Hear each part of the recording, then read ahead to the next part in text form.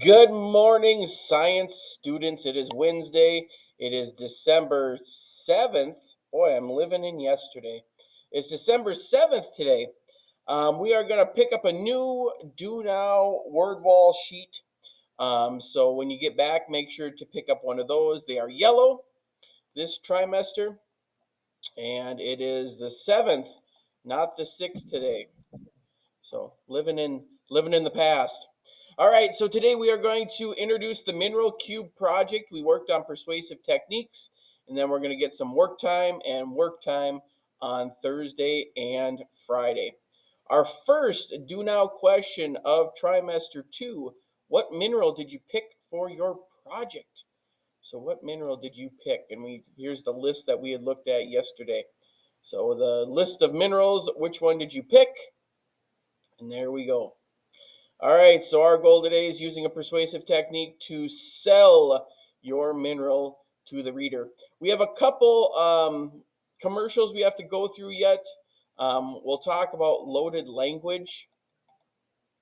Oops, I don't need to go to the YouTube video here. We'll talk about loaded language. That'll be the one we'll talk about. We'll talk about hyperbole, exaggeration of the truth, emotional appeal, and bandwagon. Those are the last ones on generalization. Those are the last ones that we did not get through yesterday. Then we got our cubes yesterday. If you are at home today, make sure that you are wrapping your cube and bringing it wrapped tomorrow. That way you're ready to hit the ground running and work on it. So just some examples of the wrapped cubes. And then here is the project. So you're going to design a cube that's going to give clear reasons and evidence to support the claims, the uses, and the characteristics of your mineral. Your goal is to sell your mineral or element using at least one common persuasive technique. So there we go.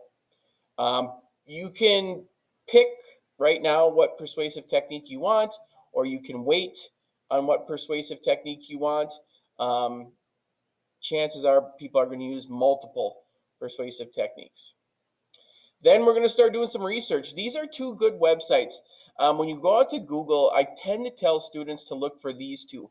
So if you type in diamond, for example, if your mineral is diamond, I would type in diamond the mineral. I would type in sulfur the mineral. If you just type in sulfur, you're probably going to get websites for matches and fireworks and gunpowder maybe. If you type in diamond, you're going to get thousands of jewelry websites.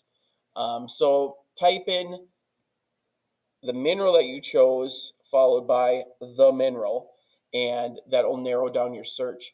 Look for geology.com and minerals.net. Those are two really good sources that you can go to. And then just start working down your research notes. So your mineral or element will go up on top, and then you'll just start researching. What color or colors, what's the streak, what's the hardness, what's the luster, chemical formula. Even if you don't have this sheet, I'll attach it to the post. But if you want to just write this on a sheet of notebook paper, even if you get some of these done, is your mineral, does it have cleavage or fracture, the hardness, the chemical formula, where can you find it on Earth? What are its important uses? So even if you go through some of those things, it's going to speed you up on your work time tomorrow and Friday. This is 24 summative points, and it's pretty straightforward. Is this sheet complete? 3 out of 3. Clear use of persuasive techniques? 3 out of 3. Is your Google slide template filled out? 3 out of 3. The sides of your cube? Do you follow all the grammar? What's the appearance? And did you use your work time wisely? So kind of giving you a rundown of the rubric. And then here is our research. And that's what we will be working on today. So if you have questions, reach out. Like I said, if you're at home today, even doing some of this research is going to just put you that much further ahead for tomorrow. Take care. Have a great day. And we'll see you when you get back.